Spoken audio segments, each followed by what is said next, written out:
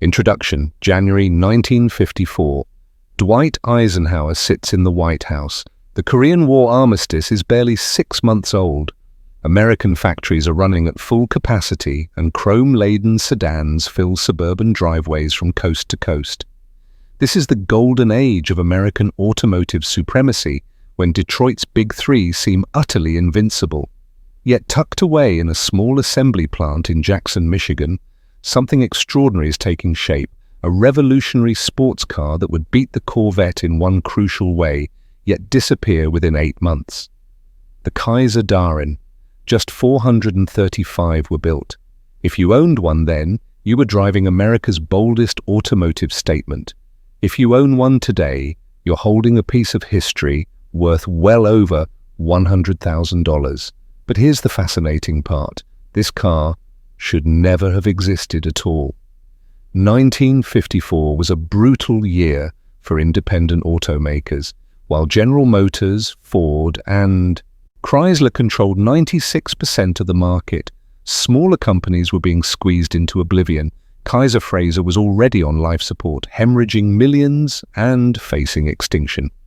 The absolute last thing Henry Kaiser needed was an expensive, impractical sports car built from an unproven material. Yet somehow, against all logic and business sense, the Kaiser Darrin was born. It featured sliding doors that disappeared into the fenders, a design so radical that decades would pass before another manufacturer dared use it. Its body was made entirely of fiberglass, back when most people associated that material with boat hulls, not automobiles, and it had a distinctive Darrin dip in its belt line that made it instantly recognizable. The story of how this car came to be involves a stubborn designer gambling his own money, a skeptical industrialist, and one woman's opinion that changed everything. It's a tale of innovation clashing with economics, of artistic vision meeting harsh reality. And ultimately, it's the story of American automotive ambition at its most daring and most doomed. Section 1. The designer who wouldn't take no for an answer. Howard Darrin wasn't your typical automotive stylist. Born in 1897 in Cranford, New Jersey, Dutch Darrin spent World War I as a fighter pilot for France. After the war, he stayed in Paris and launched one of the most glamorous careers in automotive design. Together with Thomas Hibbard, he established Hibbard and Darrin in the 1920s, creating custom-bodied masterpieces for Europe's elite on Hispano-Suiza, Rolls-Royce and Duesenberg chassis. When the Great Depression forced him back to America in 1937, Darrin opened Darrin of Paris on Sunset Boulevard, catering to Hollywood stars. Clark Gable drove a Packard Darrin, so did Dick Powell and Errol Flynn. By the late 1940s, however, the market for custom coachwork had vanished. Darrin began consulting for Kaiser Frazer, one of the ambitious new automakers that had sprung up after the war. His relationship with the company was stormy from the start.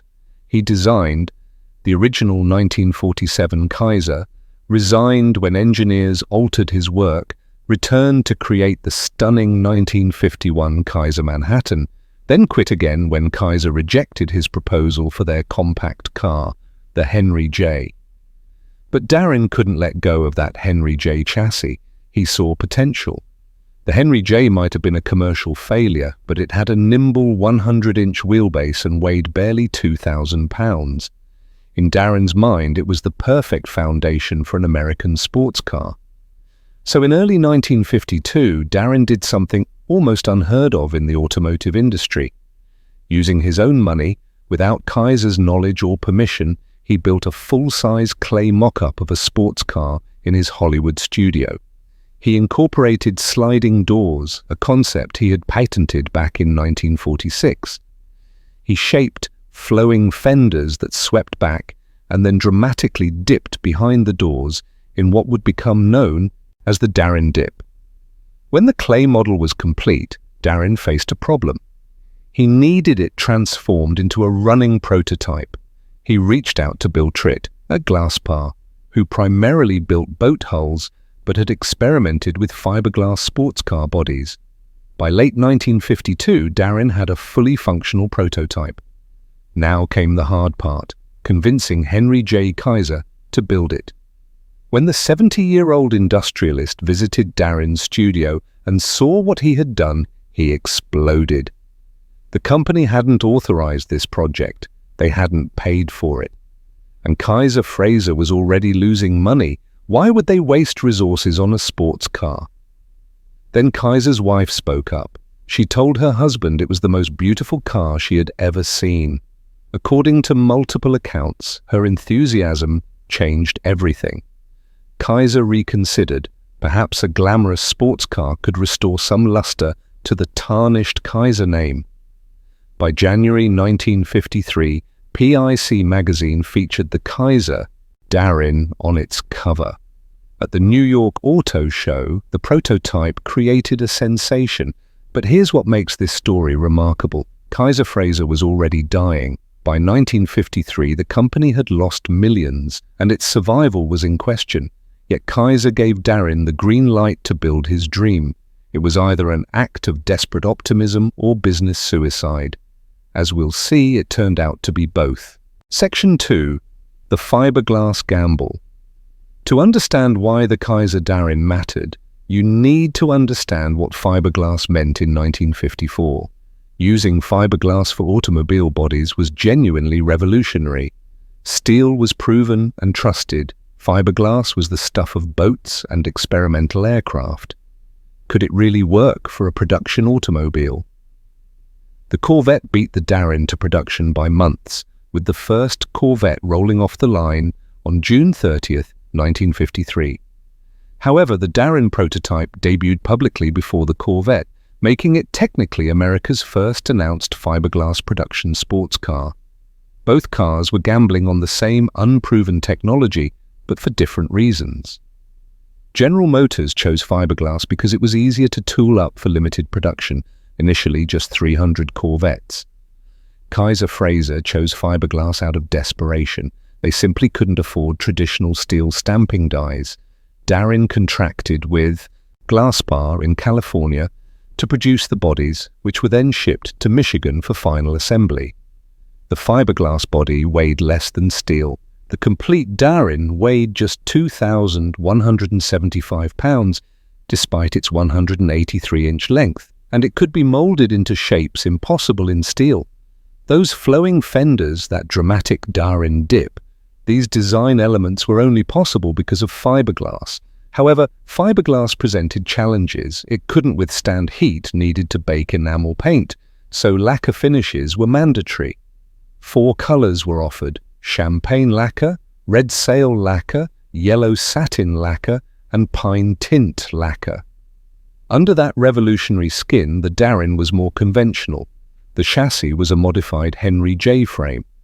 The engine was the Willys 161 cubic inch Hurricane F-Head 6, producing 90 horsepower at 4,200 RPM. 90 horsepower.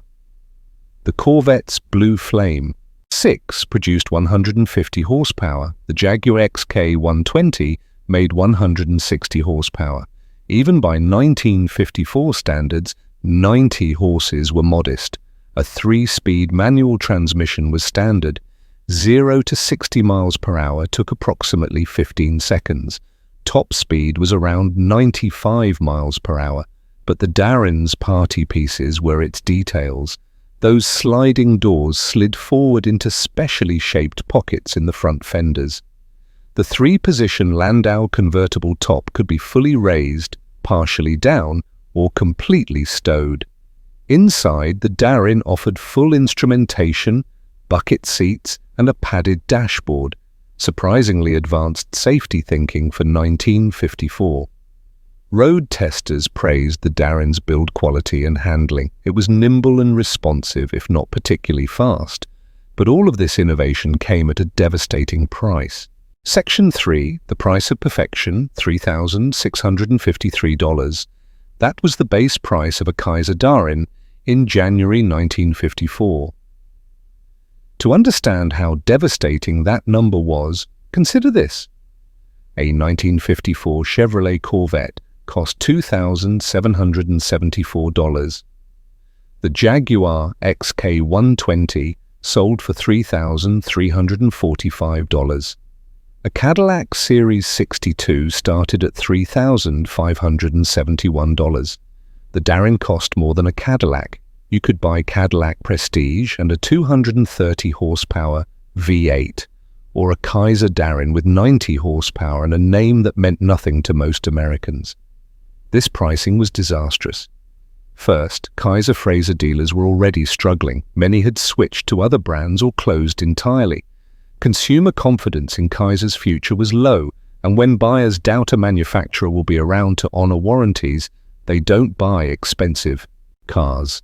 Second, imagine being a Kaiser dealer. You've got unsold Kaiser Manhattans gathering dust. Your competitors are selling Chevrolets and Fords by the dozens. Now the factory wants you to stock a $3,600 sports car from a company everyone knows is in trouble. Third, the target market was impossibly narrow. Sports car enthusiasts wanted performance. 90 horsepower wasn't going to satisfy them. Luxury buyers wanted prestige, and Kaiser didn't have that cachet. Kaiser's production target was optimistic, 1,000 cars per year. It didn't work. By early 1954, orders were alarmingly low. By mid-year, unsold cars were backing up at the factory. In July 1954, Kaiser reduced the price and offered a $700 trade-in allowance, an admission the car was overpriced. Nothing helped. On top of everything else, nature delivered a final blow.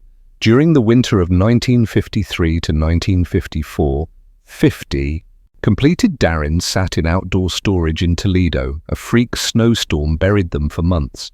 When workers dug them out, the fiberglass bodies had deteriorated so badly that Kaiser ordered them scrapped. In August 1954, less than 8 months after sales began, Kaiser Darrin production officially ended. Final tally, 435 production cars. Total sales through official Kaiser dealers, far fewer than that. The dream was over, but the story wasn't quite finished. Section 4. Darrin's Last Stand. Howard Darrin refused to let his dream die quietly. Kaiser agreed to sell him the snow-damaged cars and unsold inventory for a token amount. Darrin had approximately 150 Darrins shipped to his Hollywood showroom. He effectively became America's largest Kaiser Darrin dealer. But Darrin didn't just sell them as is. He understood what the Darrin lacked: performance. So he began modifying them. Many cars received superchargers and multiple carburetors, boosting output to approximately 135 horsepower. Suddenly, the Darrin had the performance its looks promised. According to period accounts, 6 Darrins were fitted with Cadillac Eldorado V8 engines, producing over 300 horsepower. These monster Darrins sold for $4,350. Whether all 6 actually existed remains debated, but it's documented that at least one V8 Darrin was raced. Darrin also designed a removable fiberglass hardtop, giving the car a sleek coupe profile. He priced his modified cars carefully, understanding that Hollywood's elite wanted exclusivity and performance. And slowly, methodically, he sold them. It took until mid-1957, but Darrin eventually moved every single car. His persistence turned potential disaster into a peculiar success story. Today, those Darrin modified cars are among the most sought after in the already rare Darrin population. Section 5. Why it failed. So, what went wrong? Why did this innovative, beautiful sports car fail so spectacularly? The simple answer is timing. The Kaiser Darrin was the right car at the wrong moment, built by the wrong company for the wrong price. By 1954, Kaiser Frazer was terminal. Their dealer network was collapsing. Consumer confidence was non-existent. Nobody wanted to buy a car from a company that might not exist in a year. The Ford-Chevrolet production war of the early 50s devastated smaller manufacturers. Both companies flooded dealerships with cars, offering aggressive deals. Independent automakers couldn't compete. Against this backdrop, Kaiser launched an expensive sports car with modest performance and unfamiliar materials. Even General Motors struggled with early Corvette sales. In 1954, Chevrolet built 3,640 Corvettes, but sold fewer than two-thirds, and that was Chevrolet, with the world's most powerful dealer network. The Corvette survived because General Motors could afford to fix its problems. For 1955, Chevrolet offered a V8 engine, roll-up windows, and improved quality. Sales began recovering. Kaiser had no such luxury. They couldn't develop a second-generation Darrin. They couldn't offer a V8 because they didn't build V8s. They couldn't improve the car because they were shutting down American passenger car production entirely. Then there's the car itself. Yes, it was beautiful and innovative, but 90 horsepower in a sports car was marginal. That $3,600 price tag was impossible to justify. The Darrin existed in no man's land. Not a true sports car, not a luxury car, not practical. Contrast this with the Ford Thunderbird, introduced for 1955. Ford positioned it as a personal luxury car, not a sports car. It had a powerful V8, comfortable amenities, and Ford's massive dealer network. It outsold the Corvette dramatically, 16,000 units versus 700 Corvettes. Looking back, the Darrin's failure wasn't unusual. The Nash Healey sold only around 500 units between 1951 and 1954. The early 50s sports car market in America was tiny. The Corvette survived only because Chevrolet had infinite patience and resources. The Kaiser Darrin failed because it was a brilliant car built by a dying company. Section 6. The legacy today. Every Kaiser Darrin is precious. With only 435 built, surviving Darrins are genuine automotive unicorns. A rough but running Darrin might fetch $54,000. An excellent example can command $148,000. The highest recorded auction sale was $220,000. A 1954 Corvette in similar condition might sell for $80,000 to $120,000, less than a Darrin despite vastly higher production numbers. The Darrin's rarity has made it more valuable than the car that outsold it. But the Kaiser Darrin's legacy extends beyond collector value. It proved that fiberglass could work for automotive bodies in actual production vehicles. Yes, the Corvette beat it to market, but the Darrin demonstrated the same technology independently. Those sliding doors showed that alternative door designs could work. 30 years later, Chrysler would successfully use sliding doors on minivans. The Darrin showed that unconventional thinking could be viable if executed by a company with resources. The car's design language influenced automotive styling. Those flowing fenders demonstrated that American designers could create shapes as sensuous as anything from Europe. Howard Darrin proved that American industrial design could compete aesthetically with the best the old world offered. And there's a deeply human story here. Darrin's determination to build his dream car using his own money, his refusal to let Kaiser destroy the snow-damaged examples, his years spent selling them one by one. This speaks to the passion that drives automotive innovation. For Kaiser Frazer, the Darrin represented a final creative flourish before extinction. In 1955, Kaiser ceased building passenger cars in the United States entirely, but the Darrin survived. Every time one appears at a concours or vintage race, it reminds us of an extraordinary moment when an independent automaker dared to challenge convention. The Kaiser Darrin almost succeeded. It was almost fast enough, almost cheap enough, almost properly marketed. In a different universe where Kaiser Frazer had more capital or better timing, the Darrin might have competed seriously with early Corvettes. But we live in this universe where the Darrin is a gorgeous failure, one of the most beautiful and doomed automobiles ever to emerge from America's post-war automotive boom. 435 cars, 8 months of production, one man's dream that became an entire company's final gamble. The 1954 Kaiser Darrin should have been impossible. A dying company couldn't afford to waste resources on a risky sports car using unproven materials. It shouldn't have been beautiful. Desperate companies don't have time for artistic vision, and it certainly shouldn't have mattered. But Howard Darrin refused to accept shouldn't. He bet his own money on a vision, convinced a skeptical industrialist, and created something genuinely innovative.